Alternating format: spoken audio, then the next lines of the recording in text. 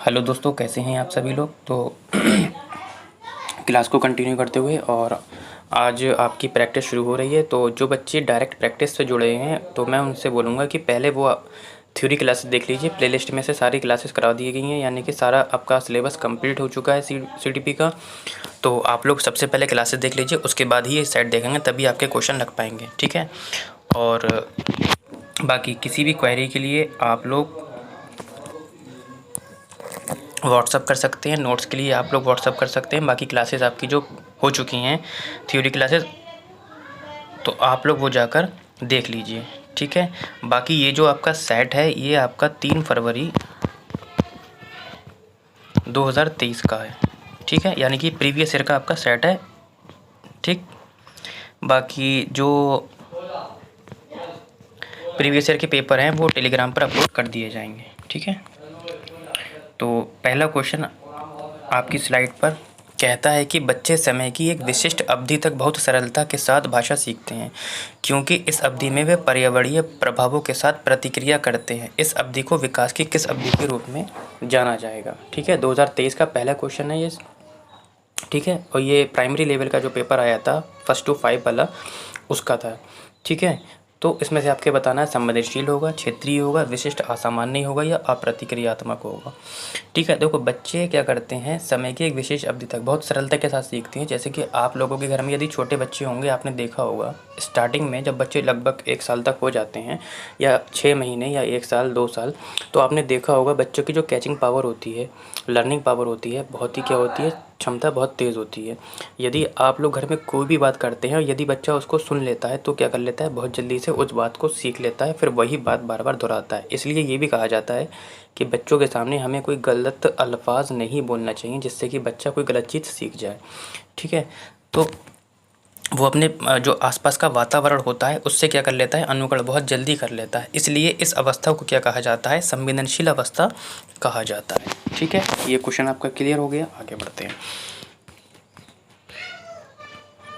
दूसरा क्वेश्चन है आपका, कहता है कि एक माँ ने देखा कि उसका एक जुड़वा दूसरे की तुलना में चलना सीखने में अधिक तेज़ी से प्रगति कर रहा है। सीखने में इस भिन्नता में कौन सा विकास का कौन सा सिद्धांत जुड़ा है। तो मैंने आपके विकास के सारे सिद्धांत बेटा पढ़ाए थे, आप लोग वहाँ से जाकर वीडियो देख लीजिए।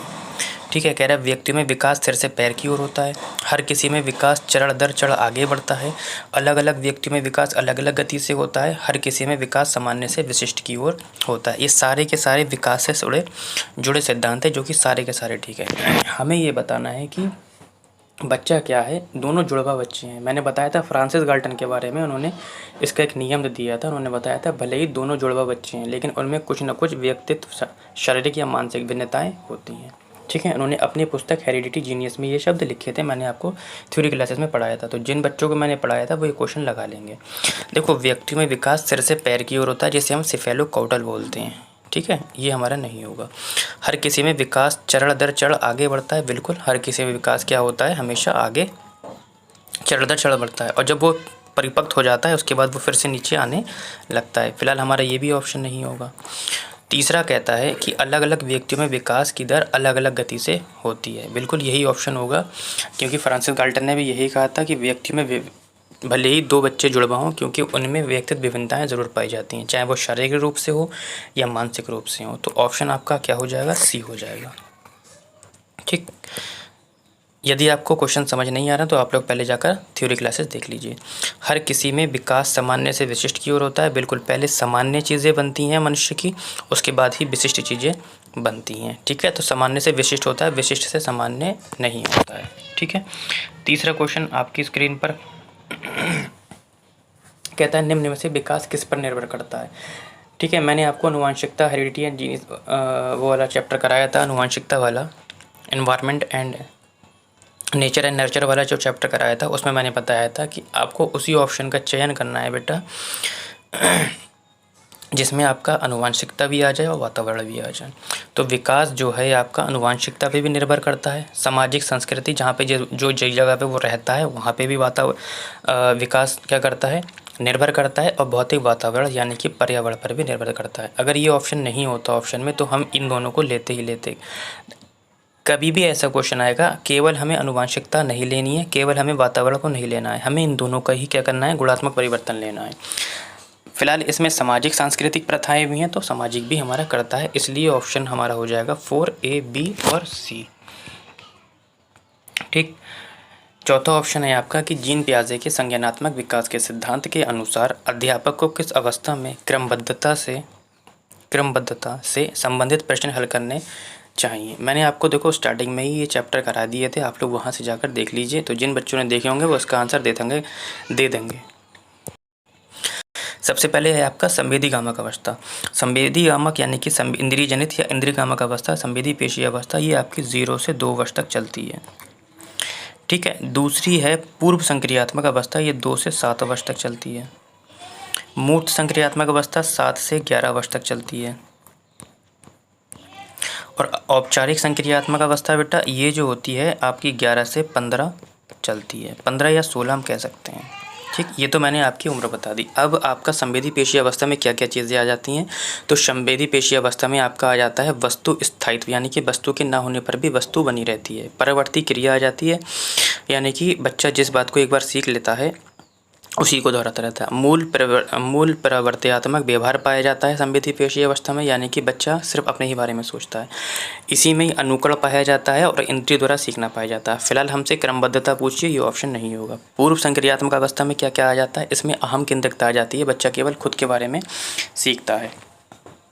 ठीक है। अच्छा, मूल प्रवर्त्यात्मक व्यवहार मैंने गलत बता दिया, उसका मतलब होता है कि जो आपकी जन्मजात चीज़ें हो जाती हैं, जैसे रोना, भूख लगना, पैर पटकना, ये इसमें आ जाता है।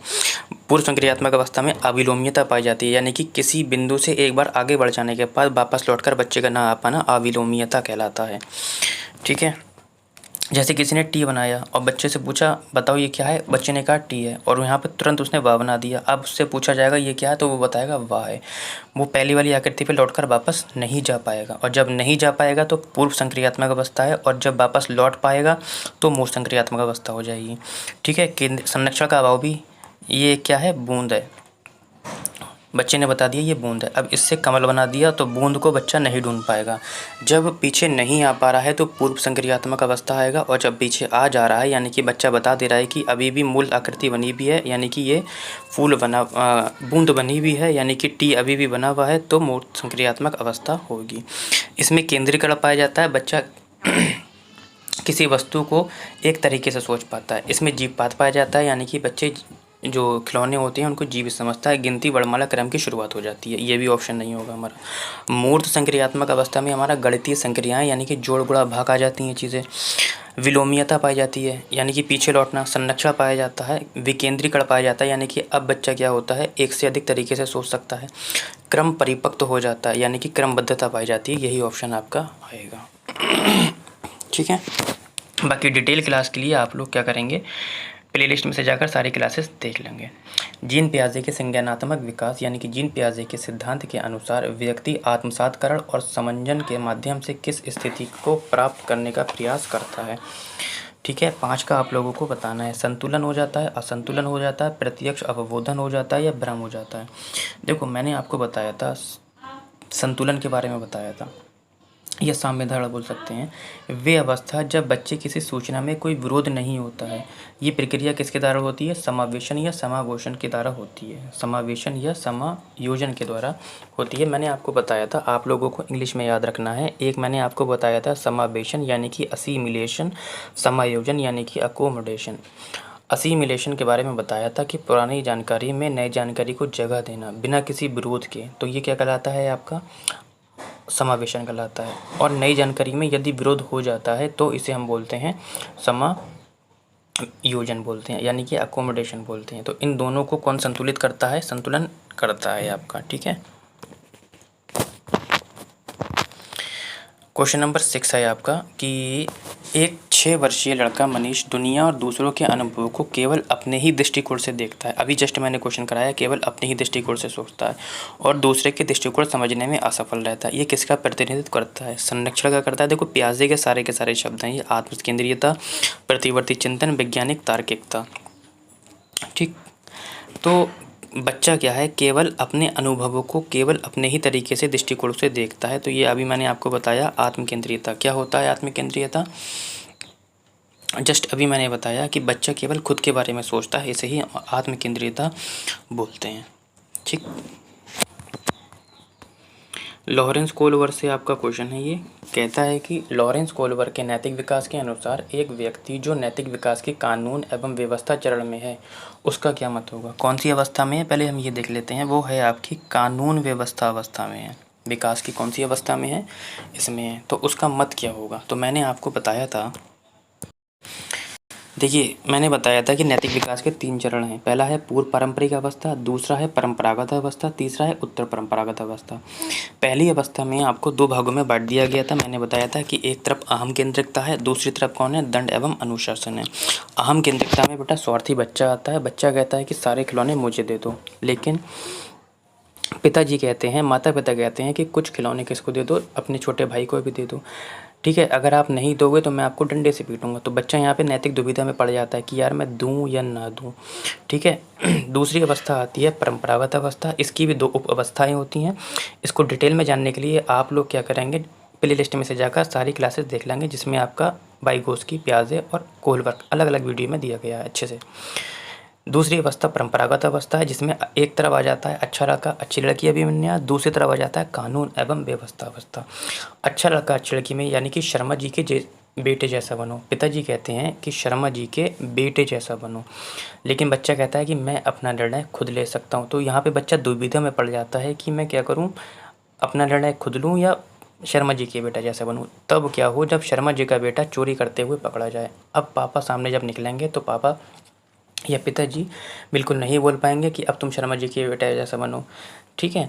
तो हमसे पूछ रहा है कानून एवं व्यवस्था अवस्था में क्या जाता है? कहता है कानून तथा नियमों का पालन अन्य व्यक्तियों को प्रसन्न रखने के लिए किया जाता है। नहीं, ये तो आपकी पहली उपअवस्था आ जाएगी, जिसे हम बोलते हैं अच्छा लड़की अच्छी लड़की विन्यास, यानी कि शर्मा जी के बेटे जैसा बनो। कानून तथा अधिकारियों की आज्ञा का पालन करना चाहिए, जिससे सामाजिक प्रणाली क्या होता है, सुगम बनी रहती है। ठीक है, ये वाला ऑप्शन आपका हो जाएगा। ठीक है। कानून तथा नियमों का पालन दंड से बचने के लिए, देखो दंड से बचने के लिए पहली अवस्था आ जाएगी आपका।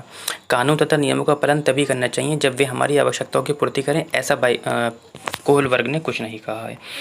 तीसरा क्वेश्चन आपका लेव वाइगोस्की से है, सॉरी 8वां क्वेश्चन, और कहता है कि लेव वाइगोस्की ने निम्न में से कौन सा सिद्धांत दिया है? तो मैंने बताया था नैतिक विकास का सिद्धांत नहीं, व्यक्तित्व विकास मनोविज्ञान का सिद्धांत, संज्ञानात्मक विकास का, सामाजिक सांस्कृतिक सिद्धांत या लगाव का विकासात्मक सिद्धांत। 8 का आप लोगों को आंसर देना है।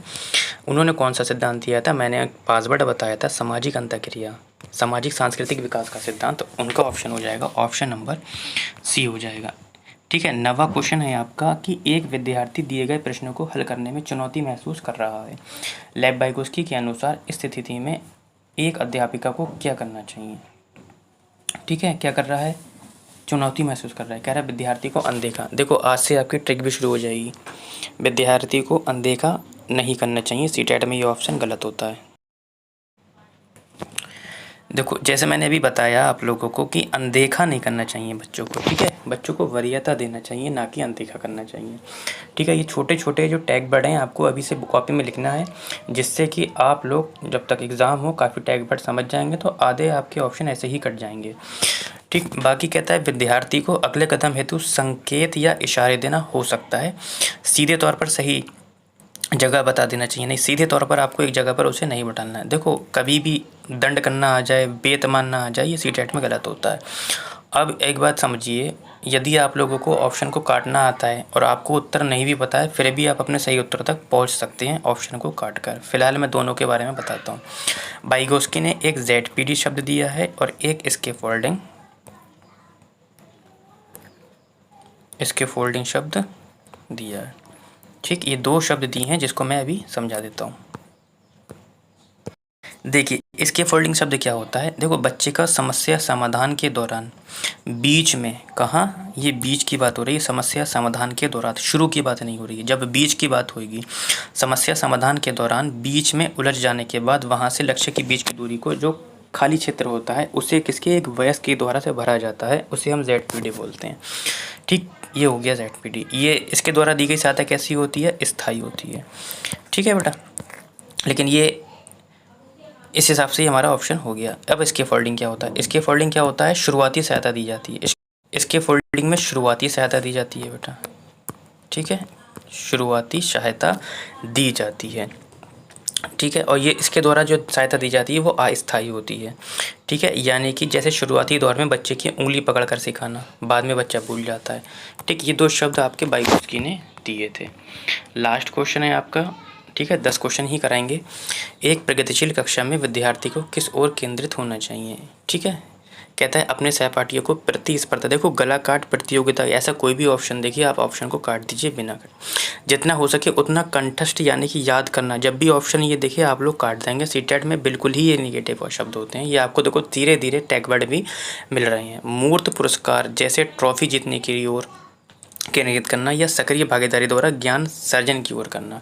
अब 2 ऑप्शन में आप बचते हैं, या तो आप उनको मूर्त पुरस्कार दिए जैसे ट्रॉफी वगैरह, या सक्रिय भागीदारी। देखो ये भी आपका ऑप्शन ठीक है, ये भी ऑप्शन आपका ठीक है। 50-50 आपका ये ऑप्शन है। अब आपको देखना है कि इन दोनों में से कौन सा वरीयता देना। यदि आप थोड़ा सा भी दिमाग लगाएंगे तो जब बच्चा सक्रिय होकर यानी कि खुद उसमें पार्टिसिपेट करेगा, सक्रिय भागीदारी द्वारा ज्ञान का अर्जन करेगा, सर्जन करेगा नहीं, यहाँ पे अर्जन करेगा, तो बच्चा जल्दी सीखेगा। जिसमें बच्चा खुद शरीक होता है उसमें बच्चा जल्दी सीखता है। मूर्त पुरस्कार एक ऑप्शन ठीक है, लेकिन मूर्त पुरस्कार जैसे ट्रॉफी जीतने की ओर केंद्रित करना, ऐसा प्रगतिशील शिक्षा कक्षा नहीं कहती। बच्चा इसमें क्या होता है, खुद कर कर सीखता है। ठीक है, अच्छा, प्रगतिशील शिक्षा के जनक कौन है? प्रगतिशील शिक्षा के जनक आपके जॉन डीवी हैं। ठीक है, कौन है? जॉन डीवी है। तो आज के लिए बेटा इतना ही रखते हैं।